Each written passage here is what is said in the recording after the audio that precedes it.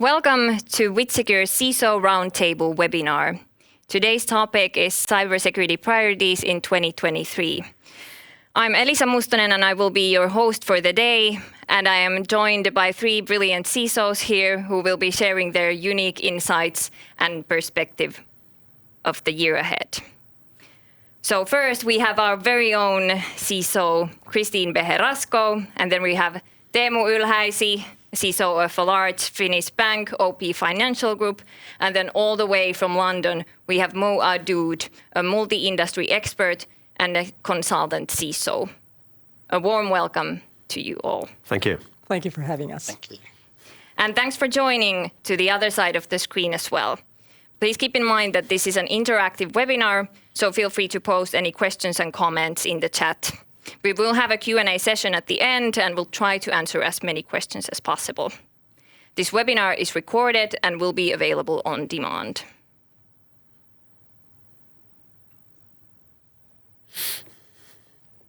So let's dive into the theme of the day. First, looking at things with a little bit of a broader lens, let's ask our CISOs in the studio, what are their main focus areas for the year ahead?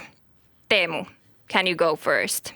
Yeah, sure. If I briefly mention the topics, first cloud security, zero trust, and then detection and response capabilities. So our business is moving forward. Public cloud and cybersecurity function needs to be able to walk hand in hand with the business to make sure that the cloud infrastructure is secure and controls across the board are in place. So that's one of our main themes. Secondly, I see zero trust as a significant next step in enterprise security. So moving away from the eggshell or the moat and castle type mentality from a always verify, zero trust architecture is a significant change, and it will help us in the future. So that's really interesting. Yeah, taking steps in that journey is crucial. And then thirdly, making sure that we're always vigilant and we have detection and response capabilities up to the par to match future threats and threat actors. Do you see this as something of a longer term strategy or only for the year to come? I think, yeah, it's definitely longer term. So detection and response capabilities is ongoing. It never stops. Zero trust takes more than a year, definitely, and so does a cloud transformation doesn't stop at the Christmas time. Yeah, so definitely. That's a really great perspective. What about you, Christine? What are your main focus areas for the year? Yeah, like there is one main focus area that I'm really experimenting as well with the organization, and this is in building a secure by design organization. And behind that are actually three pillars. So firstly, it's about shifting accountability left. Because what we have observed in the past as well is that the CISO team or like the IT security team has become kind of like an overlay security of the organization. But especially with us, since we are a software organization, it would be good if those who are building things are actually accountable for securing them. So shifting accountability left first. Then secondly, built-in cybersecurity into the processes that we're having. And then finally, the cybersecure mindset, which is really quite long-term. As my peers here probably already have known, it takes a long time to really change the mindset of the people such that when they're dealing with suppliers, when they are working with externals, that the cybersecurity mindset actually kicks in so that it doesn't come after the fact that we have already had these agreements that we realize, okay, apparently this is not secure enough, then we need to do something. So that is basically the core of the focus area that I'm having this year. So security is at the very starting point of everything. It is, and well, it really starts with the mindsets of the people, and it's a lofty goal. You can come back to me in a few years to see how successful this is. Yeah. Well, it's good to be ambitious, and I think that sounds like a really solid plan. Thank you. Then what about you, Mo? What are your main focus areas for the year? Yeah, sorry, touching on a lot of what's already been said. For me, the primary focus area is around incident response planning.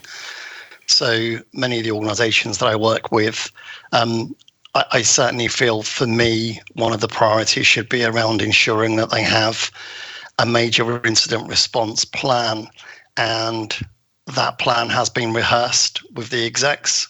So typically what we've seen recently is when a major incident does happen, people are unfamiliar with the decisions that need to be made, or are certainly unfamiliar with making decisions with small amounts of information that's constantly changing. So for me this year, it's predominantly working on helping organizations understand and prepare their major incident response plans.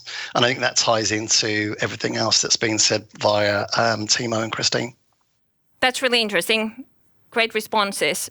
I think you had quite different perspectives as well. There was incident response, cloud strategy, zero trust, and then Christine, this whole security built into everything, including our mindsets.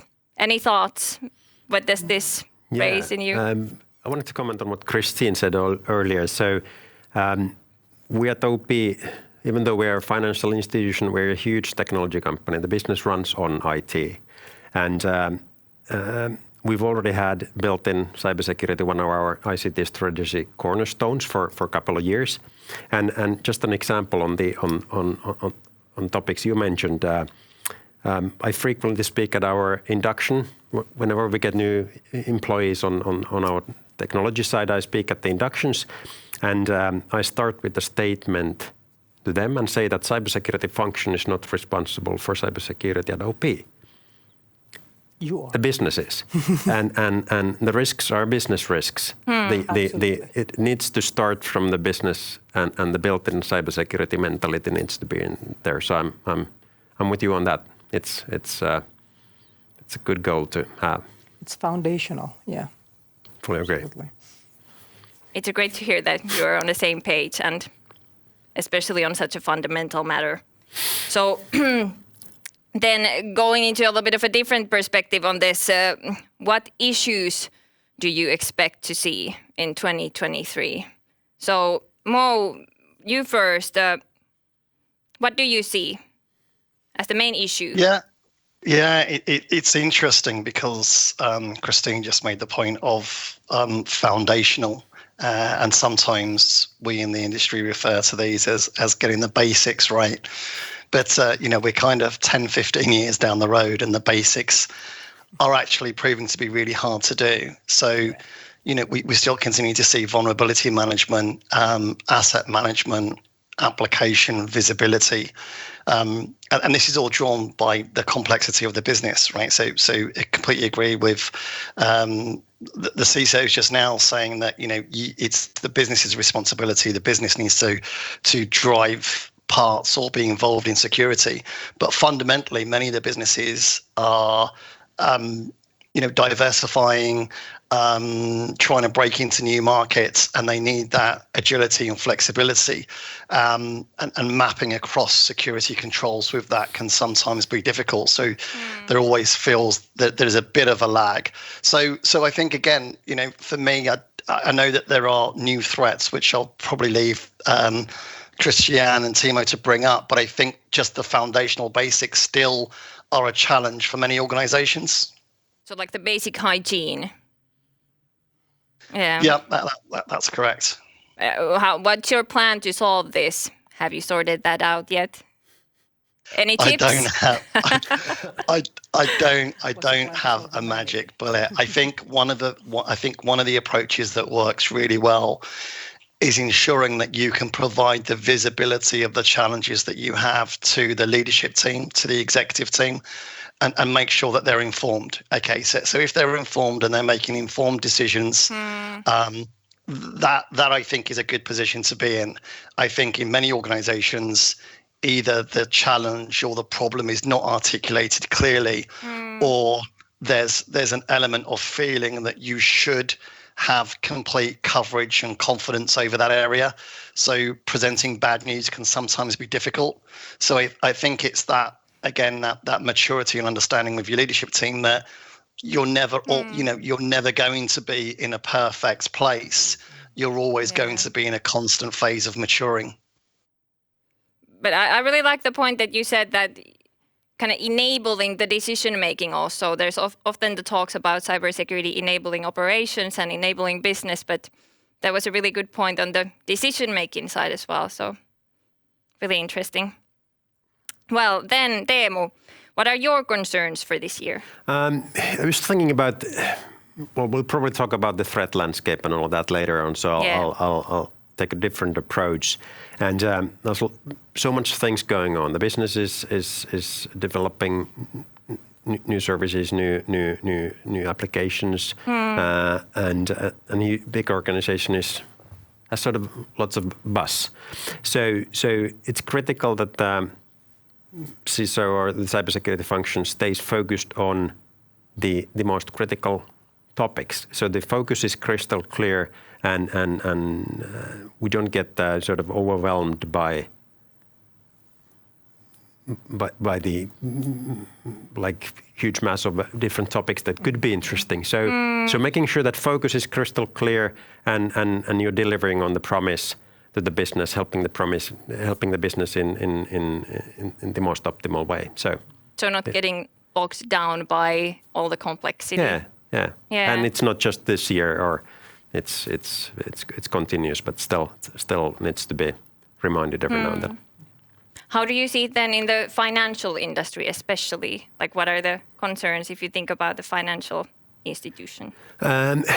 Obviously, in Europe, the interest rates and inflation is going up now, so that creates trouble for our customers and private and corporate customers. So that's one perspective. For a financial institution, then it's a different situation. When the interest rates are going up, the business is doing well. So it's sort of a little bit mixed. Really good points. Well then, Christine, what keeps you up at night in 2023? Well, I can also discuss a little bit about the threat landscape later on, but like from the business perspective, I'm a little bit in a fortunate state, because in a cybersecurity company that has products and services, I can actually utilize what we have. Yes. To figure out like where the gaps are. So that's a fortunate situation, but sort of like looking at it from a general perspective. For instance, as Teemu has mentioned, I mean, with these economic slowdowns, I mean, caused by inflationary pressures, of course, it becomes harder, like to sort of like to argue for more cybersecurity budgets, although it's very clear that the threats are out there and they are continuously happening. And with this belt tightening and pressures that could be happening with different CISOs of different organizations, then it becomes a question of how do you do cybersecurity on the cheap? And there are creative ways, like as we all know. I mean, you can, of course, reduce attack surface, you can harden configurations, and then it becomes really a challenge, and sometimes maybe even a shouting match, like in the organizations. I want to retire this asset because it's very vulnerable, and others will be like, but the business still uses this, and that internally that becomes like a pressure from one team versus another. So does it also become like a budget fight? There are still things that can be argued, of course, because I mean, the board of directors, like in many of these cases, is responsible for the risk management of the organization, and some of these budgets can still go through. But of course, if it's about the business surviving versus approving certain budgets, then that will be a very hard decision to choose cybersecurity in some of these areas. Although at times it can be an existential threat as well. Do you have any tips to overcome these challenges? From my perspective, I think prioritize. Like if there is, Teemu has also mentioned this with a focus, prioritize your top 3. And if you can even really just get your top 1 through, like focus on that, argue for that, and get that through. Because not everything is going to get funded. Not even half is probably going to get funded. But if that one thing could already make quite a bit of your priorities easier, or the pressure for securing the organization diminishes a little bit, if this one thing gets solved, then focus on that so that it can get through with the budgets. Thanks, really great overview. Mo, do you have any thoughts on the resource and prioritization and budget securing? Yeah, I think it's really interesting, and it certainly resonates what's being said about this economic slowdown. One of the observations that I'll share, and I've just been working with the procurement team recently, and they were saying that some of the security vendors had reduced their contract terms to 12 months because of the interest rate changes that were happening. So I think there's a knock-on effect all through our industry, I think, of different things that are happening. I think to Christine's point, again, the challenges that we have is that often the security program can be 2 or 3 years long. And then within those 2 or 3 years, you'll then find new threats that develop and evolve, or your business changes in the way that it works. And so you do need to, in some cases, invest in additional technologies to support that. So it can always be very challenging. I go back to my initial point in terms of getting funding is to make a clear statement and explain clearly what the implications of those controls and that investment is going to make, and move responsibility back to the leadership team as to whether they want to invest and apply those controls or not. And we try to make sure that those decisions are documented so that should the repercussions of those happen later on, as a CISO, you sometimes need to be somewhat defensive in order to articulate the decisions that were made and how you arrived at that decision or position. Does that make sense? It does. Makes sense. Yeah, I can at least comment on the budget situation or the attention from the executive management or board of directors. At least in Europe, especially in the Nordics, the cyber threat level is elevated due to the Russian aggression, and last year there's been more attention from the executive management teams and board of directors on cybersecurity topics than ever before in my career.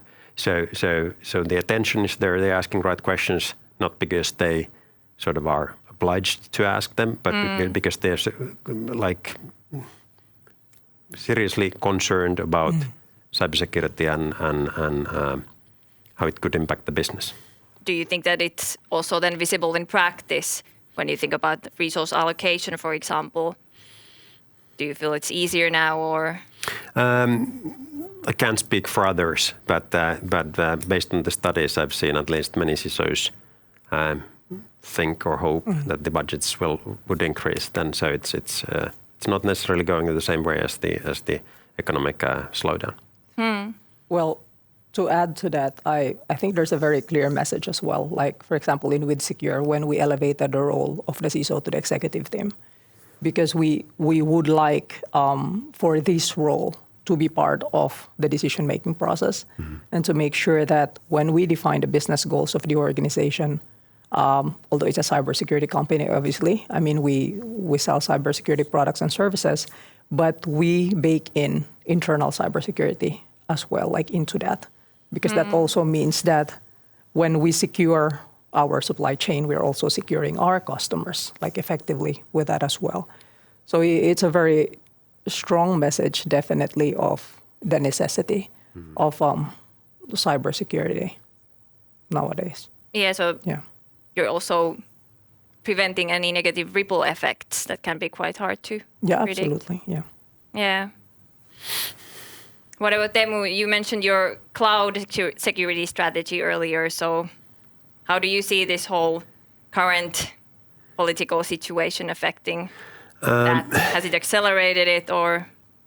Well, it's complicated. So we've seen, as a good example, in Ukraine, they did a huge cloud transformation rapidly before the war started, and that has helped their businesses and the government a lot. But in my role, working as a CISO for a Finnish financial institution, we have a long border with Russia, and basically the connections to Europe are sea cables. So that changes the situation quite a bit. So it's that's why, from my perspective, it's complicated. Yeah. Cloud has huge opportunities, but it's not automatically secured. So there's work to be done on that side as well. Thank you. Really interesting point. Now I'd like to take a step back and talk about the ever-evolving threat landscape. So from concerns to threats, that's a great trend. So Christine, you have just moved into this new role, and you were back in the day the head of tactical defense unit at WithSecure and F-Secure at the time. So how does this natural progression, how has it been? Natural progression, I don't know about that. But the threat landscape, like to be honest, there's so many cyber threats out there that the top 3 threats that are interesting per CISO is probably different. Like depending on what type of industry they're in, there are of course a little bit more generic one. Like for instance, the first one that I have on top of my mind is like data and secrets breaches.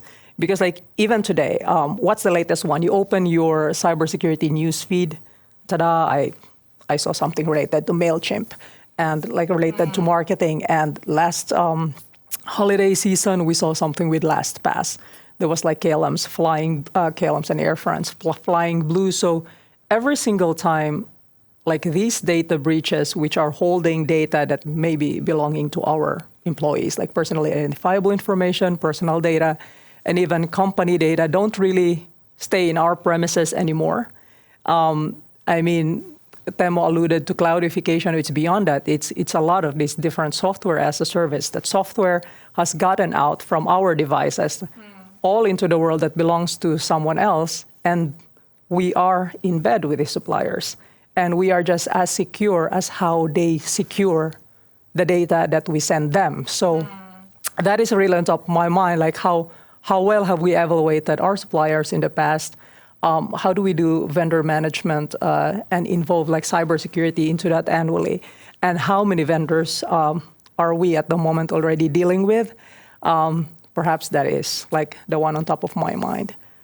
Secondly, the supply chain attacks, typically with these open source libraries, because we are a software organization and we're delivering cybersecurity products to our customers.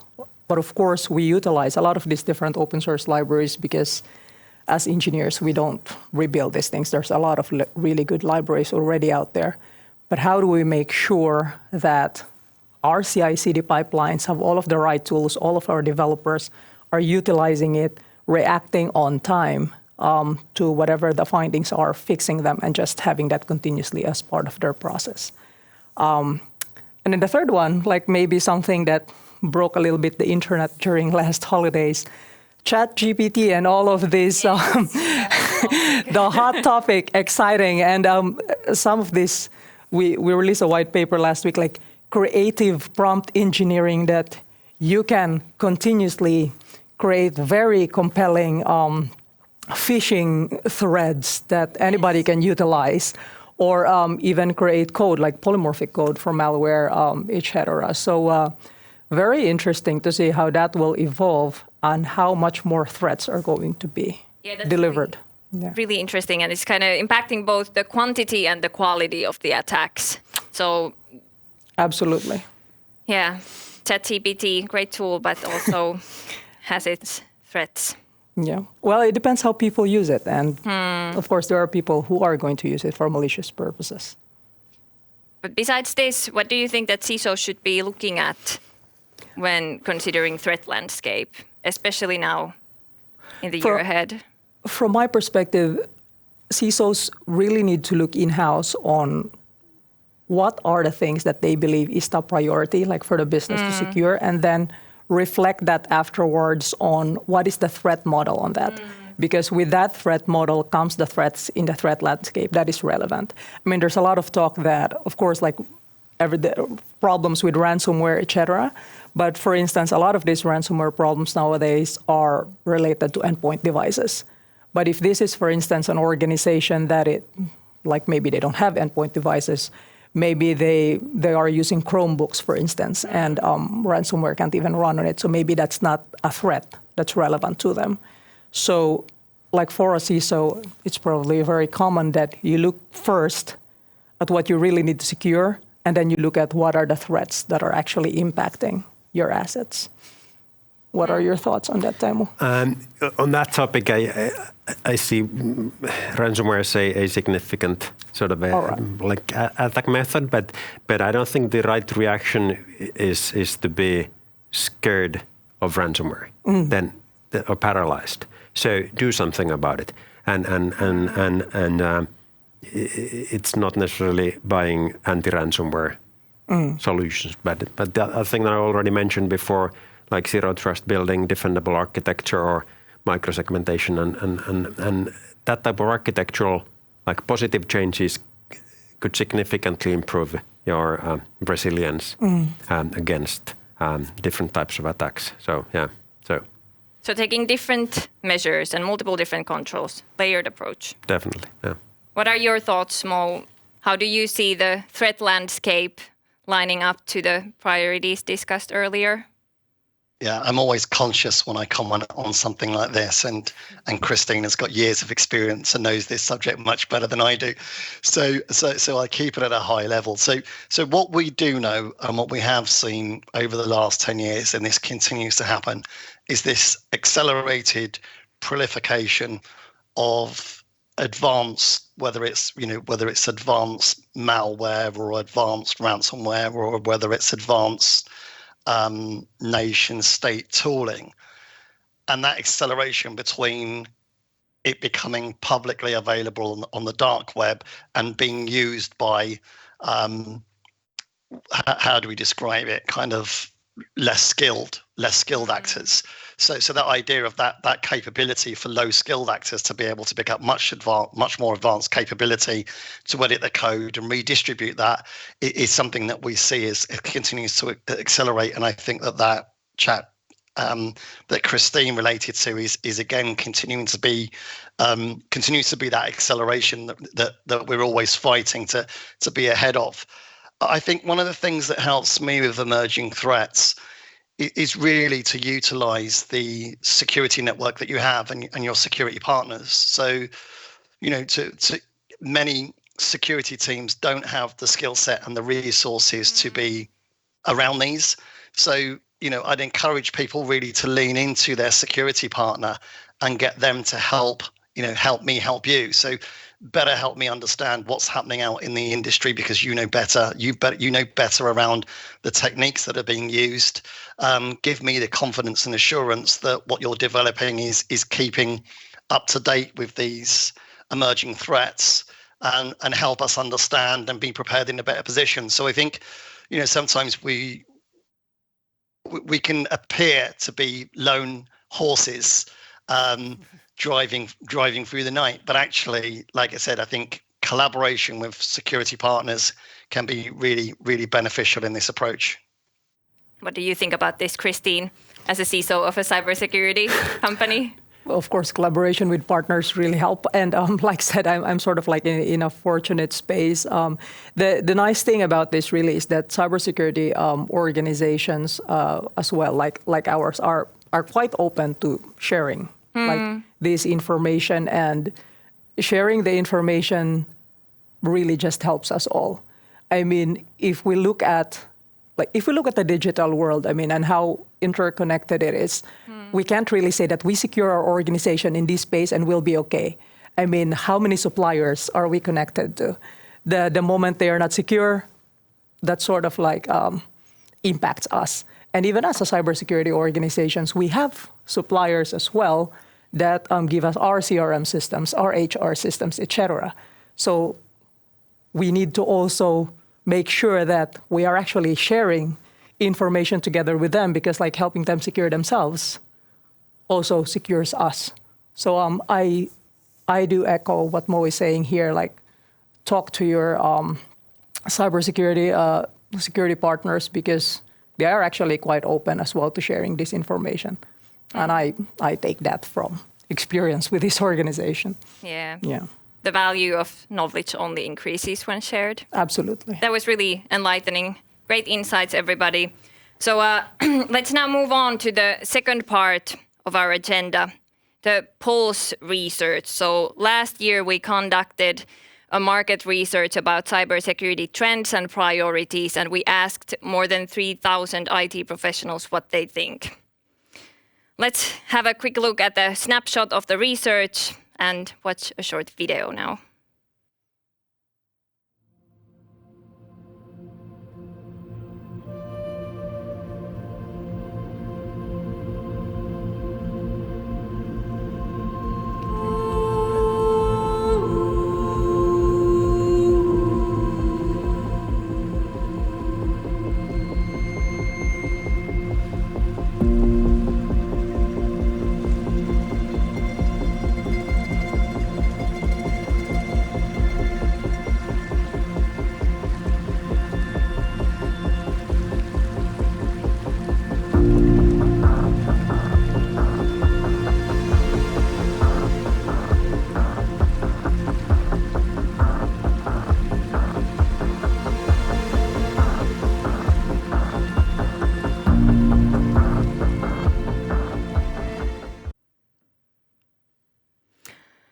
Okay, before discussing these security priorities with our studio guests, let's ask our audience that what do you think?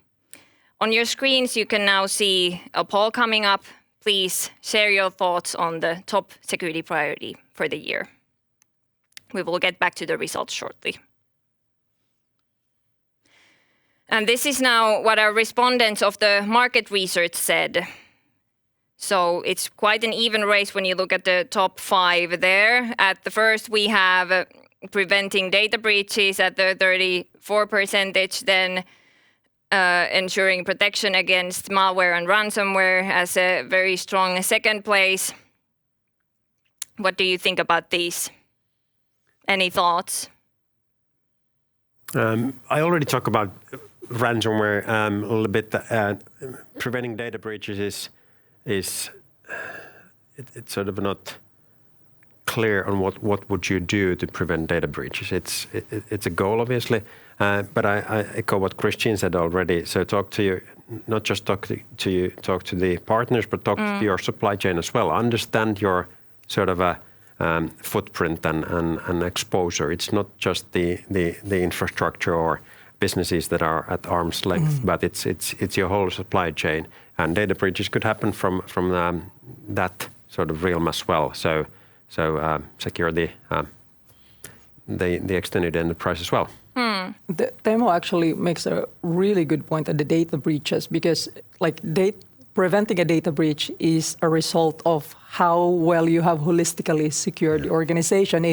It's not like ransomware that you need to deploy some certain type of protections. Or, for example, zero trust architecture would help, because, I mean, every different device, you don't really trust it by default. But data breach is all about plugging in the individual gaps, and sort of like in the end, because you have managed to elevate the security posture of the organization, then you become less prone to that. So, yeah, it's a little bit more on that level. Let's frame it a little bit differently. Christine, do you think that something is missing now from this top 5 list? Well, one thing related at least to my lofty goal this year is elevating the security of the security thinking of the people, really getting trainings in place, and getting everyone to think security, to think about securing their areas. So quite a bit of this is, except for the data breaches in itself, is about securing different points or like the different areas in the organization. For instance, when you're talking about business email compromise, I mean, that's on top of the email technologies, or Office 365, for example, technologies. And Office 365 and Salesforce, obviously, they are collaboration tools. But it can be more than just the devices. It can be more than just these email technologies as well. For example, there are organizations that could have operational technologies. there could be a little more of that as well. But I guess this is just the top 5. So This there's is just probably the top more than 5. yeah. Okay. All right. Yeah. Yeah. So then you were, for example, mentioning cloud Yeah. strategy quite heavily. So your thoughts on that missing from the top 5? I don't mind. Not all the companies have the same priorities, and some of these are more focused, like Christine said, and some are a little bit more broader. But I like the fact that you brought up the people aspect, and in contrast to the technology-focused discussion. So I fully agree on that topic, that people are crucial part of the security chain or the overall protection of a company. So people have a crucial role. It comes down to skills, knowledge, motivation to do the right things, and lots of work can be done in there, and it's possible to achieve good results. Yeah. What about Christine? Do you think that something stands out on the list from cybersecurity firms' perspective? Well, the cloud-based collaboration applications at least would stand out. That helps a little bit with this distribution of data away from the estate that the organization is responsible for towards another organization's estate. So we have quite a lot of SaaS applications, and by we, I just don't mean WithSecure as an organization, but other organizations as well. Because every time, because of the agility of business that we would like to do nowadays, whenever we want to use something, we usually don't really get to install that in our estate anymore. We go out there, we take a SaaS provider, and then we utilize that for our organization. So I think that would be very valuable. Like, how do you secure yourself? Like these SaaS applications, the interaction that you have with them, the data that you send towards them, how do you make sure that there's data integrity, for instance, there's no malicious threats that are being utilized? So everybody's taking their responsibilities, in a sense. They are, but additionally, on top of that, you still have the capability to protect yourself, just in case. That was excellent. What about you, Mo? You have such a wide view into different industries. Is there something that stands out from this list to you? Yeah. I've got a slightly different perspective. I'd like to just rephrase the first piece, because I think this concept of preventing data breaches is possibly unrealistic. What we're looking to do is reduce the risk of data breaches and be prepared for when we have a breach. And then what we're looking at is the other 4 items that are underneath it. They all contribute to that outcome that we want to achieve. I think, and we often have made this cultural change over the last few years to educating the execs to saying, it is likely, just, with the best will in the world, that you're going to have incidents, right? You're going to have minor ones, and you're less likely to have the major ones. But this isn't all about technology. This is also about culture. And often we see good people doing bad things, not necessarily bad people doing bad things. So, in all of the breaches that we've seen, in all of the major incidents that we've seen, when you go into the core of what happened in terms of it was a third-party supplier, and that third-party supplier didn't have relevant checks on them, or that third-party supplier didn't disclose the vulnerability that they had, and it's a whole chain of events where everyone meant well, but it just wasn't enough. So again, I think we just need to be honest and probably prepared to say that with the best will in the world, we can reduce everything, but things are still going to go wrong, and we need to be prepared to respond to them. And maybe understanding the risks.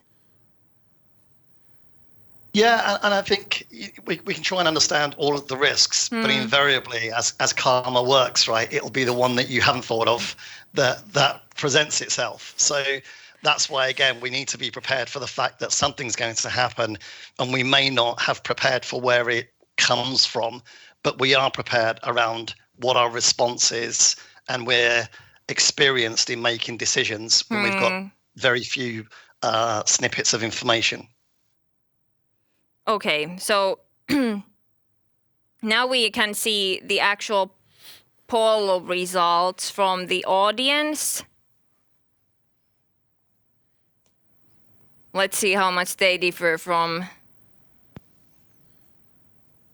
the results of the market research. Quite similar. Data breaches at the top again. No, sorry. The devices. Yeah, devices and services and software. Data breaches at the second. Any thoughts on this, Christine? Well, the services front, yes, I do agree. I was just talking about the SaaS applications and the sprawl that we are seeing. They are quite concerning. I mean, data breach, as Mo mentioned, and Teemu and I mentioned as well earlier. I mean, it's a really big thing, and it's a good goal to have. But more than just prevention, what Mo is actually mentioning about like incident response, like what is your response plan when this happens, which should include actually your containment plan. So not trying to control everything, but rather adapt to situations. I wouldn't say that because, of course, like prevention is still better than cure. I mean, you still need to continuously elevate your security posture. Yeah. I mean, like having a very good response plan is no excuse for that from my perspective. And I believe like, I don't know, many, if not all CISOs would agree with me, but you do need to have a response plan, incident response plan when something really bad happens. How do you sleep at night? That would actually really funny having a CISO that says that we don't need good protection because our reaction capability is such top notch. Oh God! Yeah, I haven't seen one. Yeah, but it's I fully agree with Mo on the reaction capability. If you don't know what you're going to do when incident comes, then you're screwed. Yeah. And if you haven't planned it, if you haven't exercised it, then you probably end up improvising on the moment. Yeah. Maybe kind of circling back to the whole holistic thinking here, as we can see, the ensuring security of cloud-based collaboration applications like Office 365 and Salesforce is quite low here. What thoughts on this? Yeah,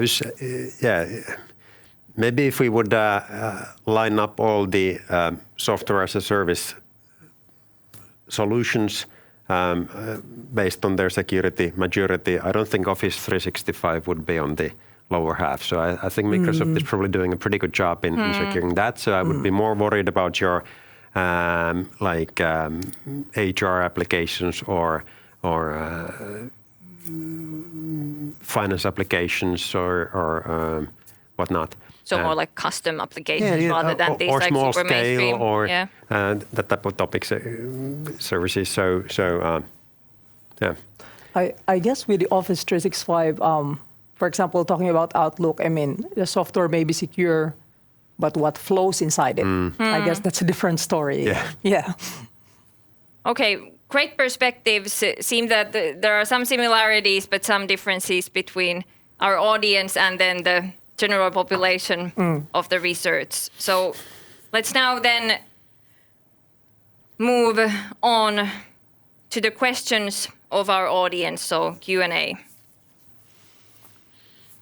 What do we have here? We have a ChatGPT, a threat or a possibility? Christine, you were mentioning ChatGPT earlier. Both. How do you see that? I mean, absolutely both. I shamefully admit that during the holidays, I may have like tinkered with ChatGPT a little too much, like while I was spending vacations. But I do have to admit that it's really the next step when it comes to how easy it is for normal people to interact with the GPT technology, essentially. So as a former CTO, of course, I'm very excited with such technologies. But from this perspective, it doesn't mean that there are risks that we don't advance forward as humanity, because this has been what we have always done through time. But it's really a question of how, take a step back. I mean, let's take a look at the risks and let's try to see how we can mitigate it.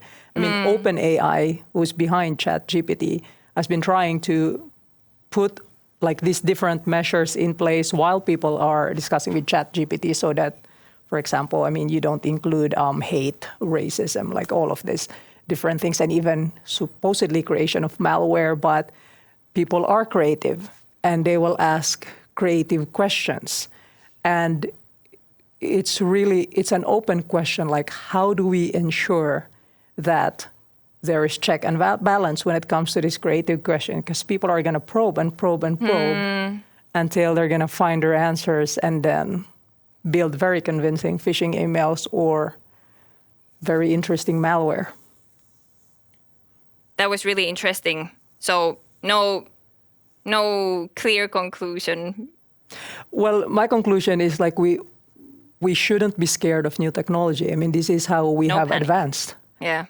But let's temper that always, that whenever we build these things for the future, like the more digital we are becoming, if we don't put these checks and balances in place, the more dangerous this digital world actually also becomes. It's not an excuse to stop technology, but it's risk management as well. That's a really good angle. Yeah. Any thoughts on the ChatGPT, Teemu? Just to echo on what Christine said, any technology could be used for bad, but it can still be used for good. And I'm an optimist.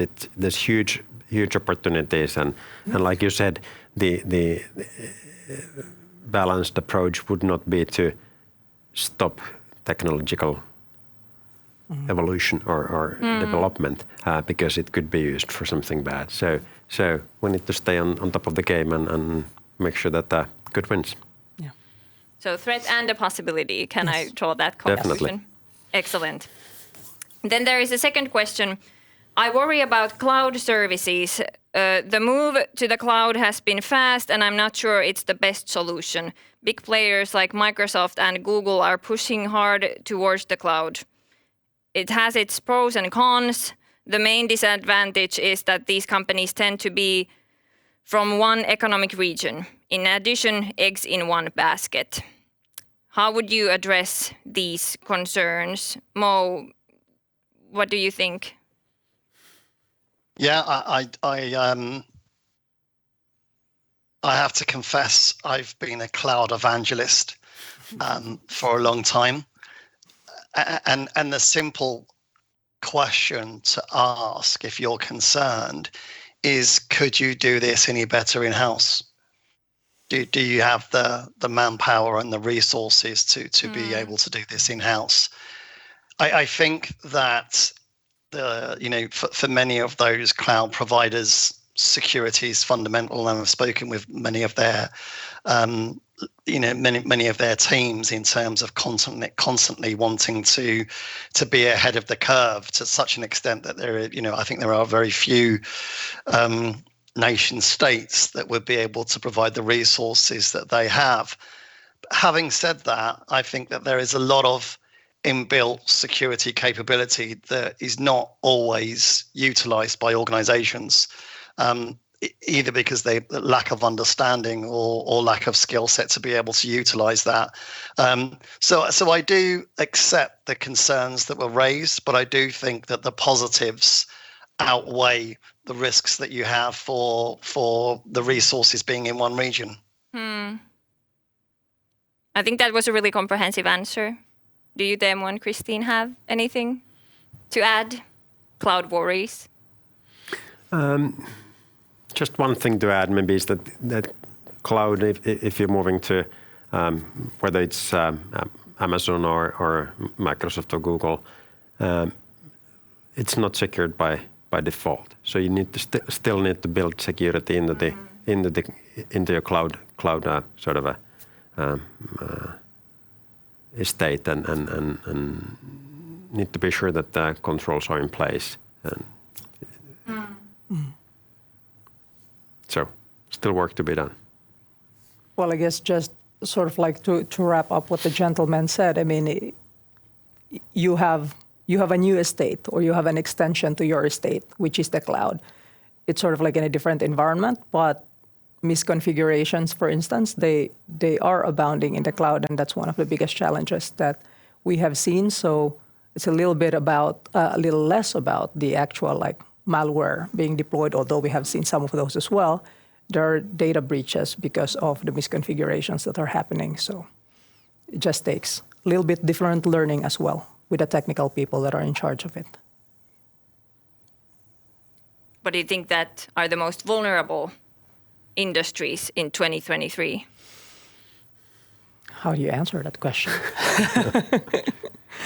Complexity. Yeah. What are the most vulnerable industries?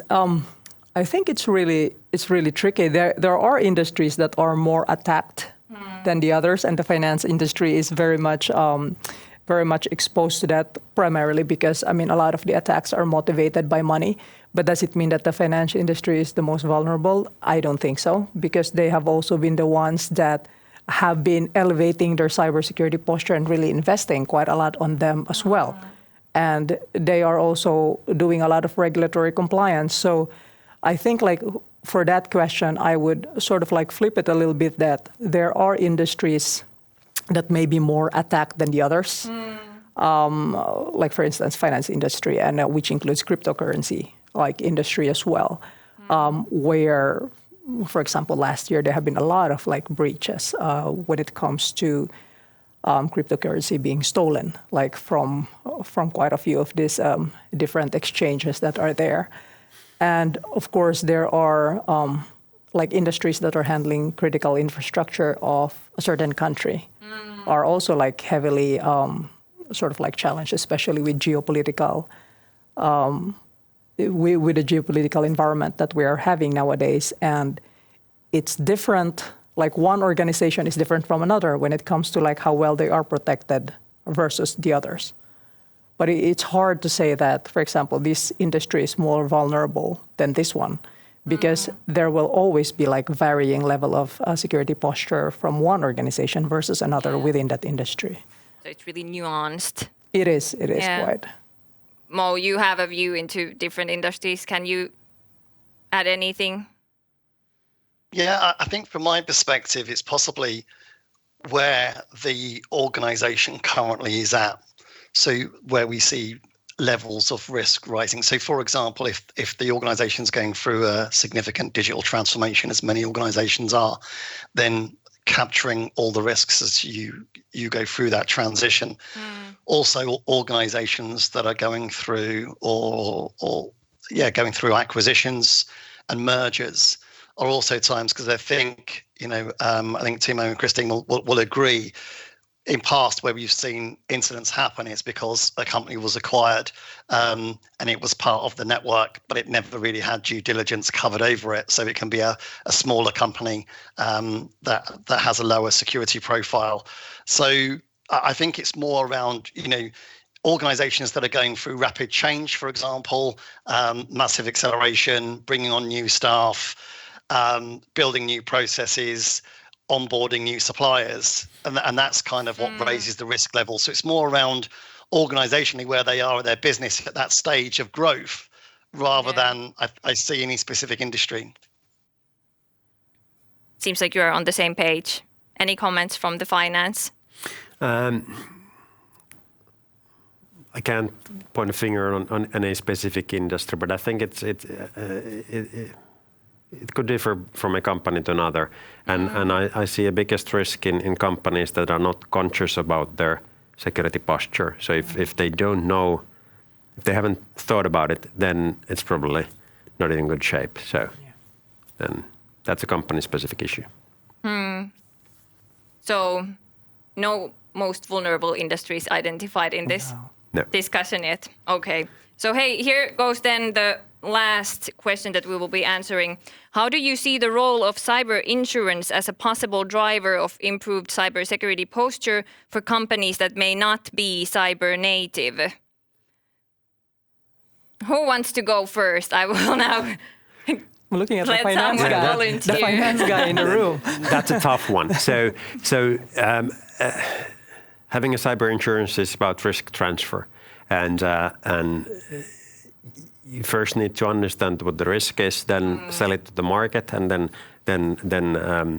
insurance companies are willing to take the risk on your behalf. And that type of mitigation is not available for everybody. So if you're not in a decent shape, nobody's going to insure you. And so it also cannot be your sort of a first approach. You need to have basics in place, like comprehensive security program, and then insurance could be an additional layer or risk management on top of what you've already done. Yeah. So valid option, but requires sound foundation. Yeah. Kristin, do you have anything to add? Well, let's put it this way. Like in the past few years, the number of questions in the questionnaire of the sort of like when you renew your annual cyber insurance, they have increased and increased, and they have become more specific. So this cyber insurance, I mean, Teemu knows this. So they have really become more and more conscious in ensuring that the cybersecurity posture of this organization is actually insurable. And if it doesn't look like it, then either they don't insure you or it would make an impact on the premiums that you're going to be paying. So it's, as Teemu mentioned, it's definitely not just about transferring your risk. You really need to do the work to elevate your security posture before you can even get into the stage that they are willing to take on the risk for you. Thank you. Thanks a lot. Yeah. If we didn't touch your questions, then we will be creating this follow-up article and try to cover everything there. And we've had such a fantastic discussion today. So huge thanks to our CISOs here in the studio and Mo in London. Thank you. If you wish to learn more about the research, then please download the full report. Thank you. Until we meet again.